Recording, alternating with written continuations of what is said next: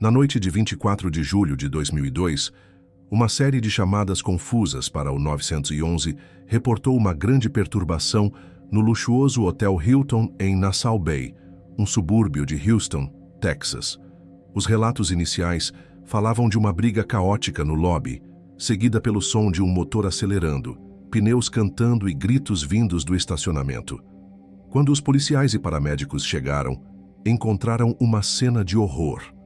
Um homem, mais tarde identificado como o Dr. David Harris, estava caído no asfalto. Testemunhas que estavam à beira da piscina, como Julie Krieger e Robert Williams, correram para ajudar. Williams descreveu os ferimentos da vítima como horrendos, notando que ambos os lados de sua cabeça, orelhas e tudo tinham sumido, como se tivessem sido raspados no concreto. Os dentes da vítima saíram na mão de Krieger enquanto ela tentava limpar suas vias aéreas. David Harris foi levado às pressas para um hospital próximo, mas suas lesões eram graves demais. Ele foi declarado morto pouco depois da chegada. A arma do crime foi rapidamente identificada: um sedã Mercedes-Benz prateado. A polícia não precisou procurar longe pela motorista do Mercedes. Ao lado do corpo de David, os oficiais encontraram sua esposa, Clara Harris.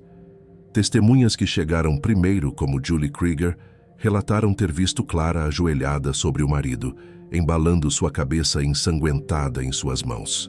Ela o balançava e, segundo uma testemunha, gritava: "David, olha o que você me fez fazer."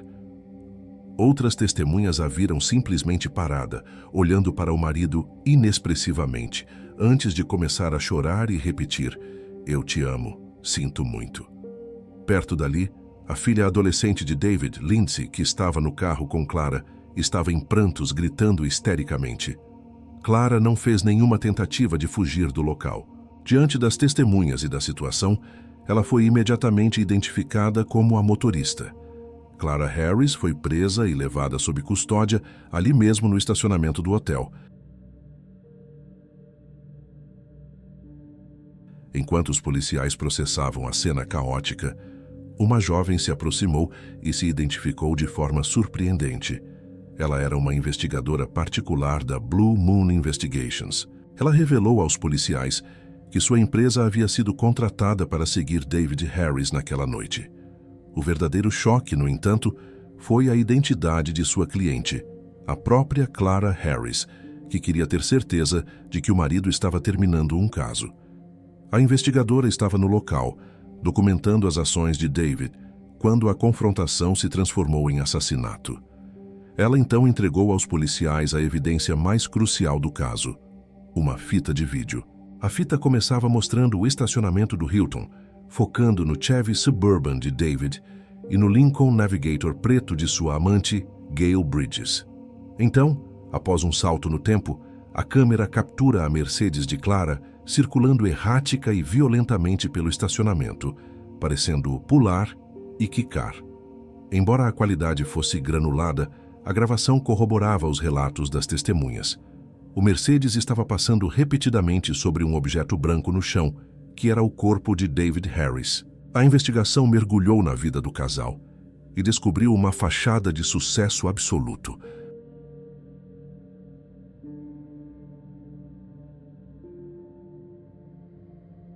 Dr. David Harris era um ortodontista carismático e muito bem-sucedido. Dra. Clara Soares Harris era uma imigrante colombiana que superou a pobreza para se tornar uma dentista e ortodontista respeitada nos Impunsiwa, realizando seu sonho americano. Eles se conheceram em 1991, trabalhando na mesma clínica odontológica, e se apaixonaram rapidamente. O casal se casou em 14 de fevereiro de 1992, Dia dos Namorados, em uma cerimônia no Nassau Bay Hilton Hotel, o mesmo local da sua morte. Juntos, eles construíram um império, incluindo a lucrativa clínica Space Center Orthodontics. Eles viviam em uma casa de $500 mil na comunidade afluente de Friendswood e tinham filhos gêmeos. Clara também mantinha uma relação próxima e maternal com Lindsay, filha de David, de um casamento anterior.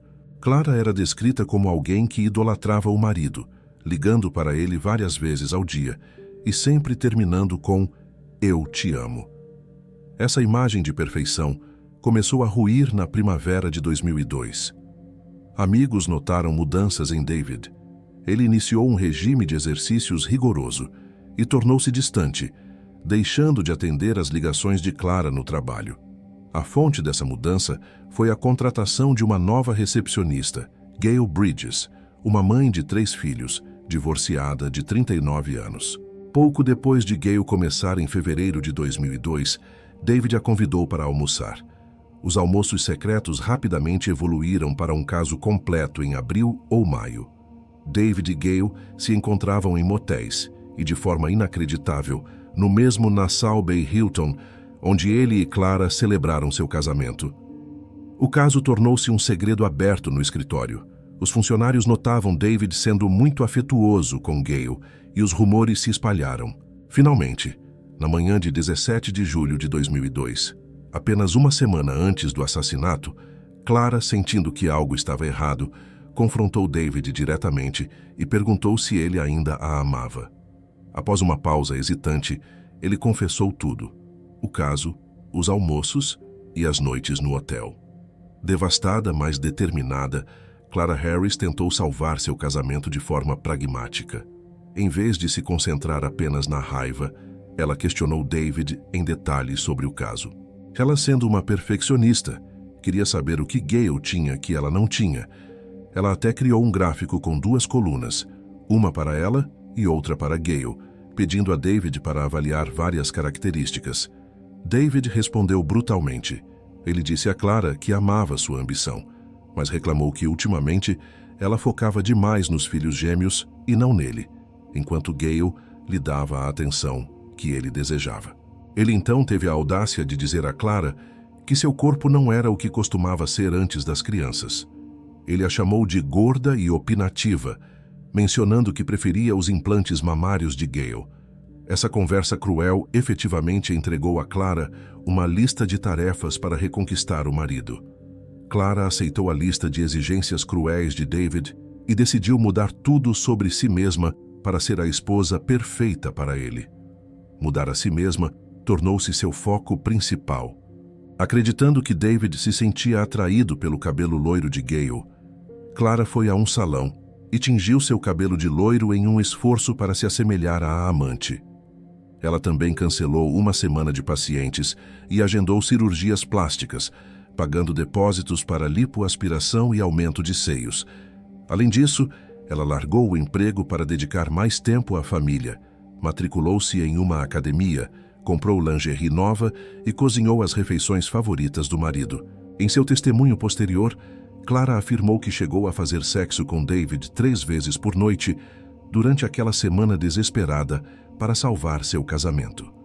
David notou os esforços intensos de Clara e, em troca, prometeu que encerraria o caso com Gail. No entanto, ele insistiu que precisava fazer isso durante o jantar com a amante. Clara, embora suspeitasse, concordou com esse plano. O jantar foi marcado para a noite de 24 de julho de 2002. David disse a Clara que o encontro ocorreria em um restaurante específico, o Paris Grill and Steakhouse. Apesar de sua concordância, Clara permaneceu desconfiada. Determinada a garantir que David estava sendo honesto e não atraindo novamente, ela foi até a lista telefônica e contratou uma agência de investigação particular, a Blue Moon Investigations, para seguir David e documentar o encontro. Na noite de 24 de julho, Clara e sua enteada Lindsay passaram o dia fazendo compras. Quando a hora marcada para o jantar de término chegou, Clara decidiu fazer uma verificação por conta própria. Ela dirigiu até o restaurante Paris, circulando pelo estacionamento várias vezes. Ela não viu o carro de David nem o de Gail. Clara ficou furiosa, percebendo que David havia mentido para ela novamente. Ela ligou para um colega de trabalho que ela havia pedido para vigiar o restaurante, que confirmou que eles não estavam lá. Clara e Lindsay então começaram a procurá-lo indo até a casa de Gail, mas também não o encontraram. Em pânico, Clara ligou repetidamente para a agência de detetives, exigindo saber onde seu marido estava. A agência de detetives inicialmente recusou-se a fornecer a localização em tempo real, citando a política da empresa contra a escalada de situações de infidelidade. No entanto, Clara persistiu em suas ligações. Finalmente, alguém na agência cedeu, ou ela falou com um investigador diferente e lhe disse: "Eles estão em um hotel." O investigador não disse qual hotel, mas Clara sabia exatamente para onde ir. Ela dirigiu direto para o Nassau Bay Hilton, o mesmo lugar onde se casaram 10 anos antes. Ao chegar, ela vasculhou o estacionamento e encontrou o carro de David e o Lincoln Navigator, preto de Gale, que tinha um engate distintivo em forma de coração. Clara estacionou e ela e Lindsay saíram. Clara caminhou direto para o carro de Gale e, em fúria, arranhou-o com sua chave e quebrou os limpadores de para-brisa. Depois de vandalizar o carro de Gale, Clara e Lindsay voltaram para o lobby do hotel. Elas sabiam que David e Gale estavam lá, mas o funcionário da recepção negou que tivessem quartos registrados em seus nomes. Clara e Lindsay então se sentaram no lobby para esperar. Elas bolaram um plano. Lindsay ligou para o celular do pai. Ela disse a David que ele precisava ir para casa porque algo estava errado com os meninos gêmeos, e então desligou. As duas esperaram perto dos elevadores. Poucos minutos depois, as portas do elevador se abriram e David Harris emergiu de mãos dadas com Gale Bridges. Ao vê-los, Clara e Lindsay correram em direção ao casal. A cena no lobby rapidamente se transformou em caos. Lindsay, com 17 anos, gritava repetidamente para o pai: "Eu te odeio, eu te odeio." Simultaneamente, Clara perdeu o controle e atacou fisicamente Gale Bridges. Testemunhas, incluindo John Tyler, que participava de um estudo bíblico no hotel, viram Clara agarrar o cabelo de Gale e socá-la com o punho fechado na cabeça várias vezes, enquanto gritava acusações. Durante a briga, Clara também rasgou a blusa de Gale. Várias testemunhas e funcionários do hotel correram para tentar separar as mulheres. Finalmente, de acordo com uma testemunha, David interveio. Ele colocou a mão na cabeça de sua esposa, Clara, e a empurrou para o chão. Ignorando a esposa caída e a filha histérica, David e um funcionário do hotel rapidamente escoltaram sua amante, Gale, para fora das portas do lobby em direção ao carro dela. Enfurecidas pela escolha de David, Clara e Lindsay saíram do hotel e voltaram para o Mercedes prateado. Clara sentou-se ao volante por alguns momentos, cega de raiva. Ela olhou para cima e viu o marido, David, a poucos metros de distância, ao lado do Lincoln Navigator de Gale no estacionamento. Naquele momento, Clara viu vermelho. Em vez de ir embora, ela pisou fundo no acelerador, acelerando seu Mercedes diretamente contra David e Gale. O carro atingiu o veículo de Gale e David, arremessando o corpo dele por mais de 7 metros, 25 pés, pelo estacionamento. Lindsay, no banco do passageiro, gritava para Clara parar. Testemunhas viram Clara reposicionar o volante e mirar de volta no corpo do marido. Ela passou por cima dele novamente e, em seguida, fez um giro de 180 graus e acelerou mais uma vez, atropelando-o pela terceira vez.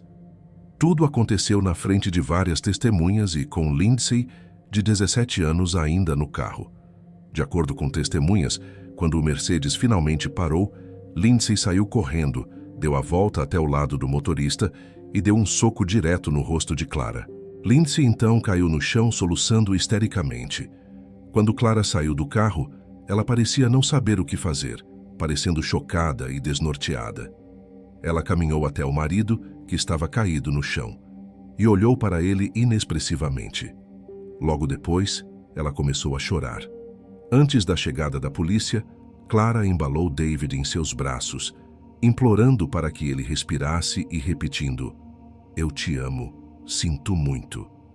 David, no entanto, sucumbiu aos ferimentos graves e morreu.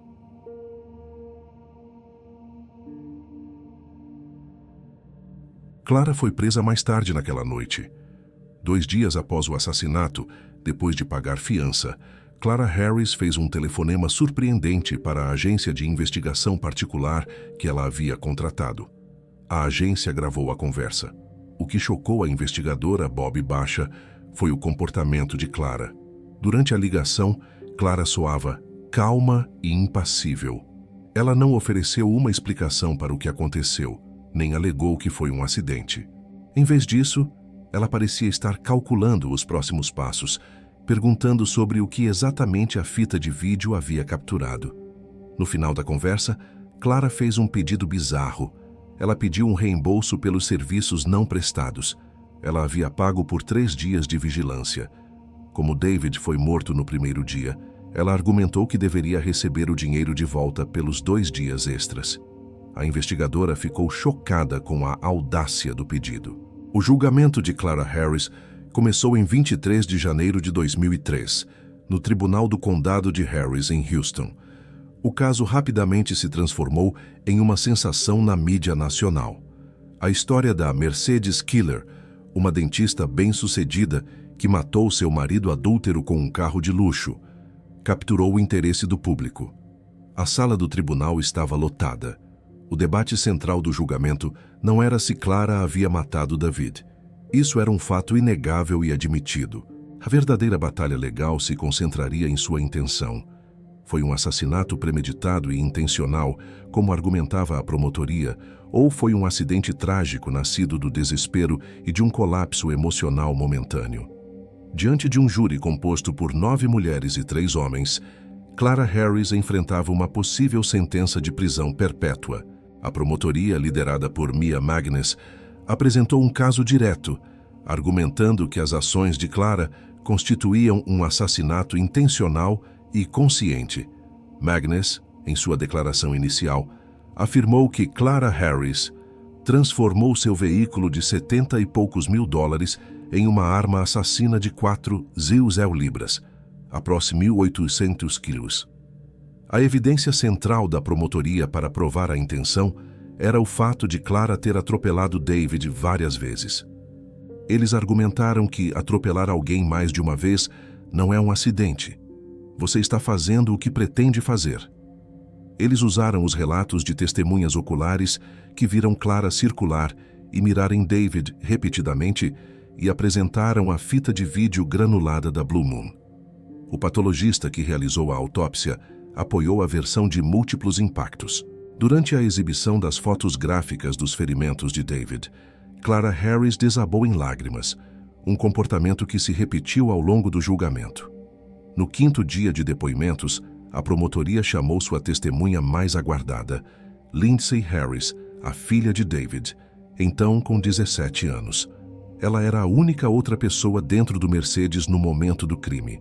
Lindsay, descrita como uma testemunha crível e eficaz, subiu ao tribunal afirmando que queria que Clara fosse responsabilizada pelo que fez ao seu pai. Seu testemunho foi devastador para a defesa. Lindsay disse ao júri que momentos antes do primeiro impacto, ela ouviu sua madrasta dizer calmamente: "Eu vou bater nele. I'm going to hit him." A promotora Mia Magness destacou que não foi apenas o que ela disse, mas a maneira muito natural, matter-of-factly, como foi dito, indicando uma decisão clara. Lindsay então testemunhou em lágrimas que após o primeiro impacto, ela começou a gritar para Clara parar, implorando: "Você está o matando?" Segundo Lindsay, Clara não pareceu ouvi-la. O advogado de defesa de Clara, George Parnham, adotou uma estratégia de 2 frentes. Primeiro, tentar um veredito de inocente, argumentando que foi um acidente. E segundo, se isso falhasse, construir simpatia para uma sentença leve, argumentando paixão súbita. Parnham afirmou que a morte de David foi um acidente horrível, não um assassinato. Ele alegou que a intenção de Clara não era matar o marido, mas sim impedir que ele fosse embora com Gale, e que ela pretendia apenas bater no carro de Gale, o Lincoln Navigator. David, que estava ao lado do veículo, teria sido atingido acidentalmente. A defesa chamou um especialista em reconstrução de acidentes para tentar provar que Clara não passou por cima do corpo repetidamente, argumentando que o ponto branco na fita de vídeo não era David. No entanto, o contra-interrogatório da promotoria minou essa teoria.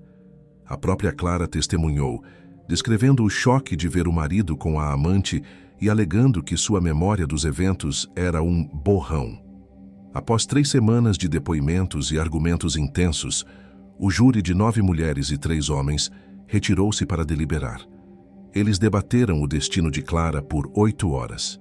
Uma jurada, Teresa Helken, comentou mais tarde que, embora muitos pudessem simpatizar com a devastação de descobrir uma traição, a conclusão era que existem alternativas legais. Você não pode tirar a vida de outra pessoa. Ao retornarem ao tribunal, o júri entregou um veredito que, para a maioria dos observadores, não foi uma surpresa. Clara Harris foi considerada culpada de assassinato. Contudo, o julgamento estava longe de terminar. No Texas, os júris podem determinar as sentenças. O processo agora entraria em sua segunda fase, onde o júri decidiria o destino de Clara e se a defesa de paixão súbita conseguiria reduzir sua pena. A fase de sentença começou, com o destino de Clara dependendo da defesa de paixão súbita. Pela lei do Texas, se o júri acreditasse que ela foi provocada a um nível de raiva que a tornou incapaz de pensar com clareza, a pena máxima cairia de prisão perpétua para 20 anos. A promotoria argumentou que Clara teve tempo suficiente para se acalmar entre a briga no lobby e o momento em que se sentou no carro. O júri debateu intensamente se o momento do incidente foi apenas o atropelamento ou a sequência inteira de eventos. No final, eles concordaram que Clara Harris agiu sob paixão súbita. Em 14 de fevereiro de 2003, no que teria sido seu 11º aniversário de casamento, o júri deu a Clara a pena máxima permitida por essa conclusão: 20 anos de prisão. Clara Harris foi enviada para a prisão feminina em Gainesville, Texas, para cumprir sua sentença. Seus filhos gêmeos, que tinham apenas 4 anos na época do assassinato, foram colocados aos cuidados de amigos da família e não dos avós paternos, o que causou um rompimento entre Clara e seus ex-sogros. Durante seu tempo na prisão, Clara trabalhou traduzindo livros para o Braille. Embora ela fosse elegível para a liberdade condicional após cumprir 10 anos, ela cumpriu um total de 15 anos de sua sentença de 20 anos. Clara Harris foi libertada da prisão em liberdade condicional em 11 de maio de 2018. Ela completou com sucesso sua liberdade condicional em 10 de fevereiro de 2023 e hoje é uma mulher livre.